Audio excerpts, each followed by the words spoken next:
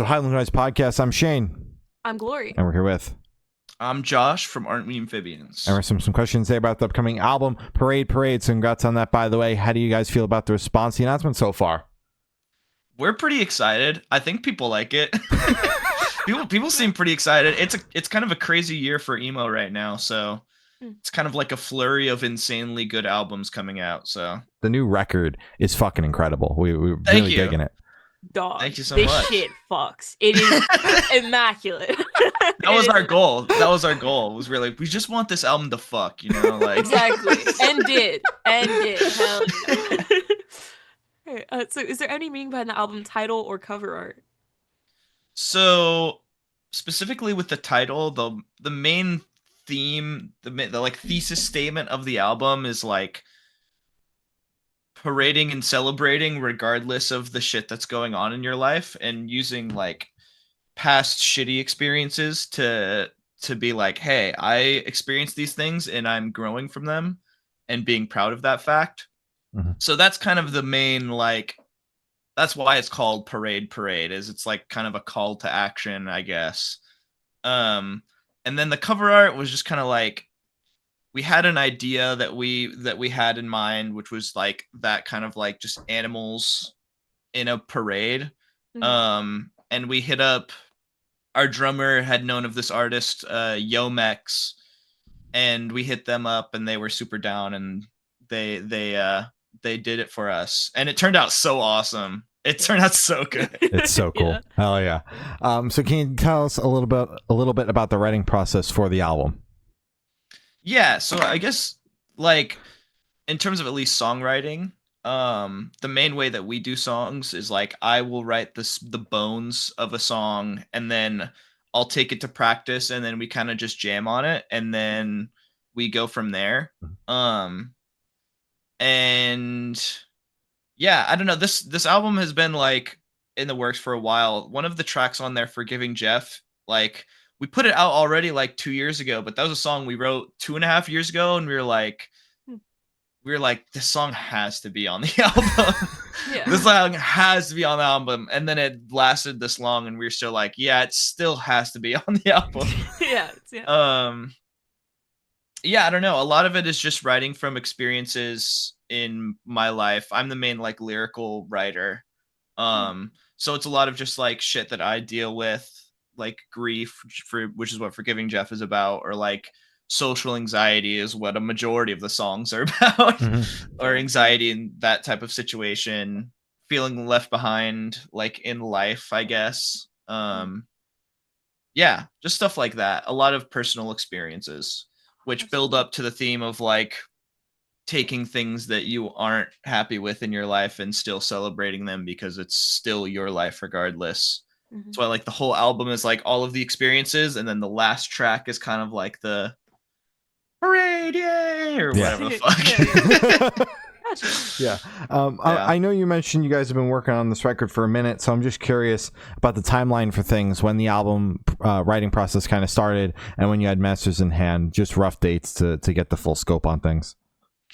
So, yeah, we first wrote Jeff 2.5 years ago, but that was like a little bit of an outlier. We wrote some more songs that weren't on the album after that.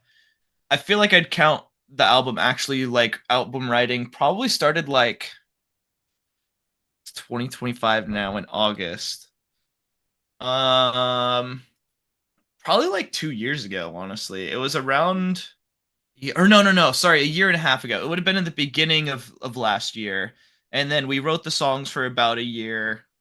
Some of them came together like right before we recorded. We recorded in January of this year. With Alex Estrada, who did like early Touche, early Joyce Manor. Yeah, I mean, like Dunce Hat was a song that was like the last song we wrote for the album, and it was written like a month before we went into the studio. Damn. We were like, oh yeah, this song should probably be on the album, and then it became like the lead single.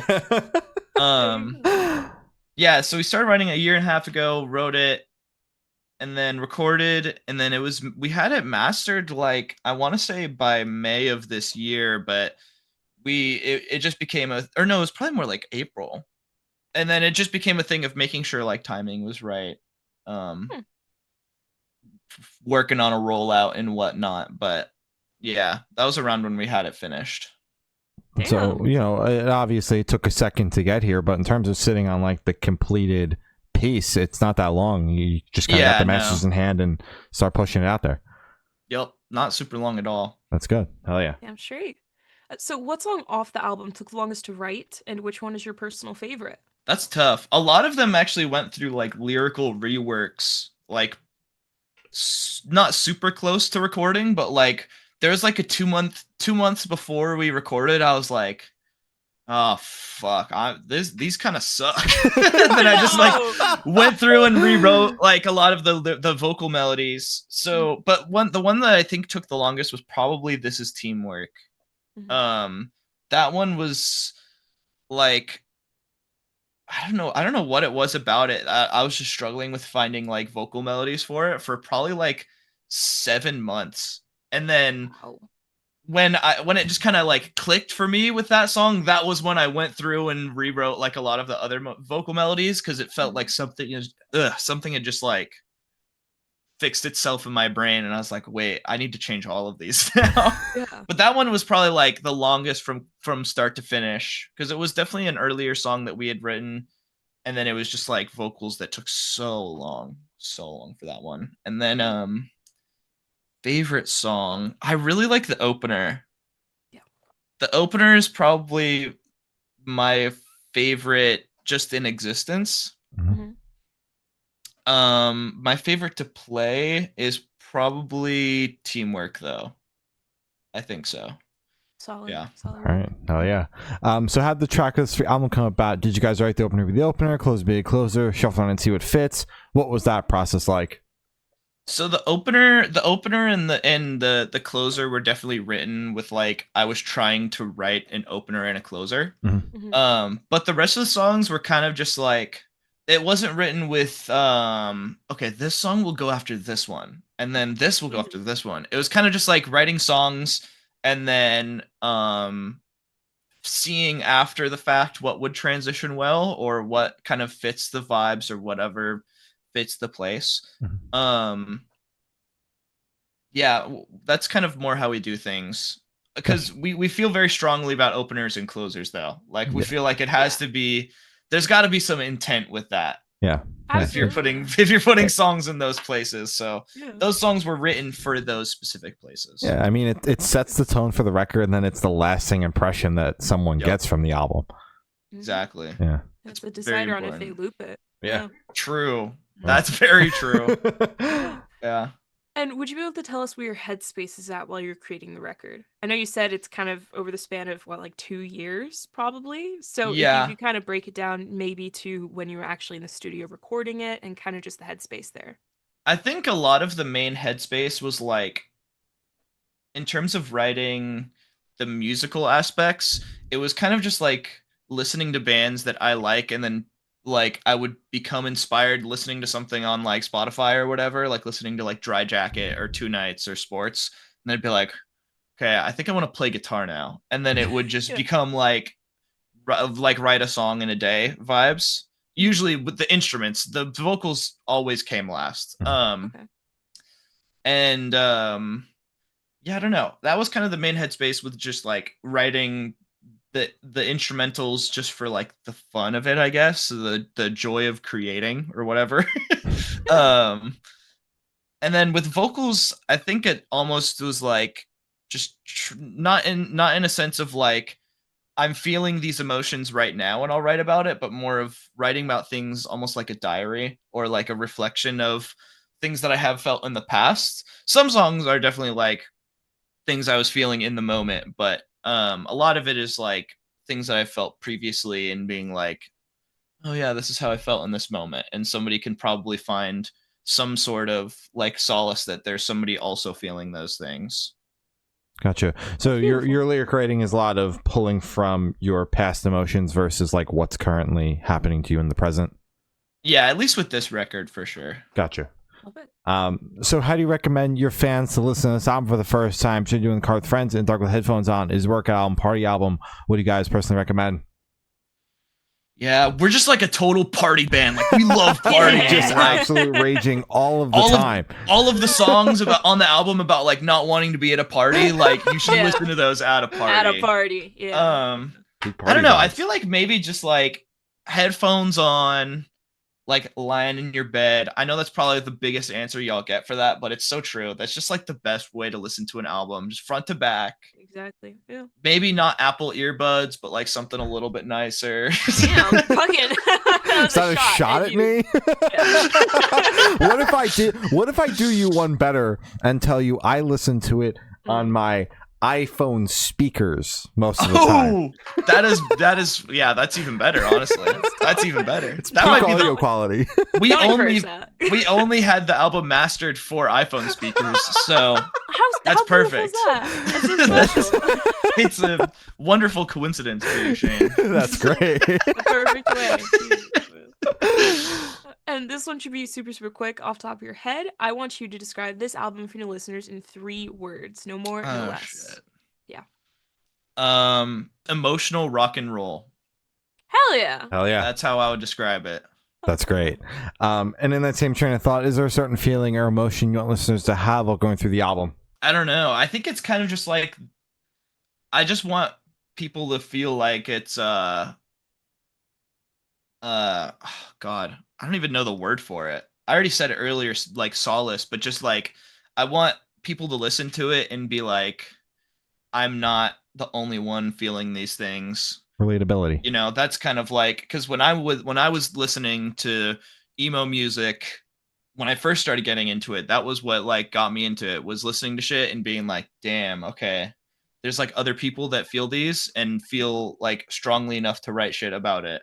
Mm-hmm. And I think that's what I really want people to get from this album, is, you know, feeling that and then being able to take that and, you know, hear the last song and understand the thesis of the album and being like, this is something that I can be proud of and not, you know, push down deep inside forever. You know, empowerment. Damn straight. Hell yeah. Yeah, I love that. And are you able to touch on any particularly challenging or standout moments during the creation of the album, positive or negative? Definitely positive with the opener. That like when it comes in, that was definitely a moment like we were wanting to add more stuff to it. And we ended up throwing Alex Estrada, the engineer, producer, mixer, he ended up throwing like piano on there. And that when that like hit, we were like, oh shit, this is crazy. Yeah. We were like, damn, yo, this is some like real layers of sound type shit. Mm-hmm. That was a really like, we were like, oh, this is awesome. I wouldn't say like a negative thing, but definitely like a change that was something that had to be deliberated. Was so we've recorded and put out Forgiving Jeff previously, and at the end of the song there's like what we would call a rock out break, where it's just like 7/4, just like real rock out, and we ended up removing that from the song for like the album version, just because we felt like it hits a little bit harder if it's like the build up, super crazy build up into like tension release at the very end. But that was definitely something that we took like, we had to take like a week and like decide if that's what we really wanted to do, because we love the rock out break. We thought it was super fun live, but it was a thing of like, I think the song is served better without it, probably. Gotcha. Yeah, that makes sense. So for this question, I want you to picture you're on tour, you're at a gas station for a rest stop. What is your snack of choice? Oh, okay. I might have to answer for the other boys as well, because I am a little bit. I'm not like a snack guy really. I'm a silly drink guy. Okay. Hell yeah. So I'm always taking like a Gatorade, or like if there's like the new. We all like to try the new Mountain Dew flavors, because it's always something ridiculous. And they're either the best thing you've ever had or the worst drink you've ever put in your mouth. Terrible. Yeah, exactly. So I always go for those. I guess the rest of the band also does. For snacks, we are definitely like a nerds gummy cluster band. Sour like gummies for the rest of the band for sure. I'm trying to think if there's any standouts from previous tours.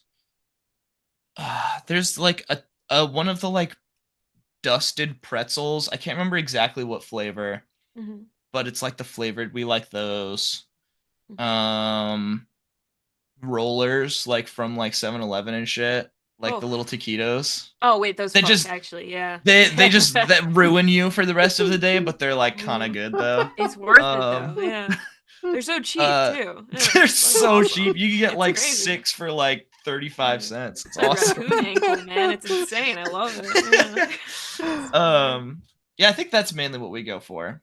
Yeah, solid. All right. And on the topic of food, if the band was a dish, what dish would the band be and why? Oh God. It's tough because we all have different foods that we like so much on tour. Like Brandon, our drummer, really likes like pho. Like he'll always go for pho on the road. He'll be like, we'll be searching for food and we'll be in a new city and he's like, oh, I found this pho spot. And then I'm like, I always opt for like a burger anywhere. I have like a mental list of every city we've been or every state and which state has had the best burger. So far. It's a two-way tie between there's this diner in Lansing, Michigan that had like a breakfast burger that was really good. It was really, really good. That sounds good. And then when we like 2.5 years ago or 3 years ago, whenever it was our first tour, our van got like fucked and we were stuck in Albuquerque for like 4 days. First tour shit. Yeah. Yeah, real first tour shit before we even made it out to Coachella. And we were staying in like a hotel and there was like we just went to the hotel restaurant and it was a like hatch green chili burger. And it was so good. Yeah.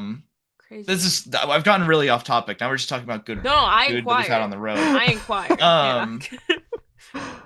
Oh God, I don't know what we have the most of. I feel like since we're a San Diego band, I could say like California burritos, but I don't know if that's tied into the identity of our band necessarily. Oh God. I fear that the rest of the band is gonna kill me for whatever answer I say. Yeah, you can answer right. There's no right answer. I don't think that I'm the most qualified to answer this. That's fair. Yeah. So do you want to maybe just try for California burrito? I'll just say California burrito, or like the munchie meal from Jack in the Box. That's another good one. Yeah. There you go. That's one that we would get that like after every local show for a while. So maybe that's it. Maybe it's the munchie meal from Jack in the Box. I love that. Hell yeah. All right. Yeah. And for the last couple of questions, going to shift completely away from music and go straight to death row. Boom. So if you're on death row, what would your last meal be with a drink? With a drink? Okay. So there's a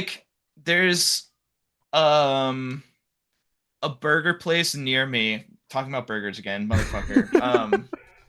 It's called the Friendlies, and they do like maybe like the greasiest smash burger you've ever had, but it's really fucking good.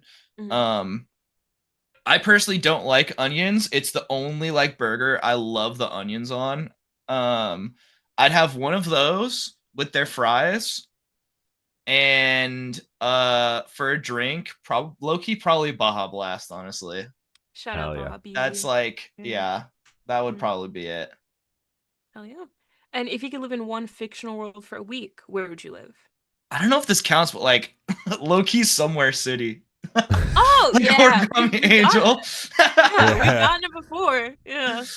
I don't know. I don't really know any other fictional cities. Maybe like the Shire. The Shire is pretty sick. Shire would be dope. From Lord of the Rings. Yeah. Drinking and eating and chilling. Yeah. It's kind of beautiful too.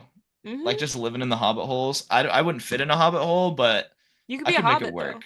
Yeah, I would have to be a hypothetical hobbit in this situation. There you go. But like Gandalf fit in the hobbit hole. That's true. Wait, actually he did. Yeah, he was chilling. I'd probably be fine. Gandalf was like pretty tall too. Yeah, and he had fucking like massive like staff too. So it's like, well, yeah. No, I'm changing my answer to just being the Shire actually. Sorry, Origami Angel.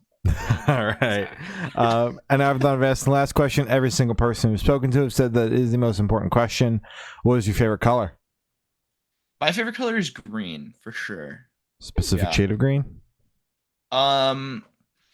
Lately I've been kind of on like the lighter green vibe, for sure.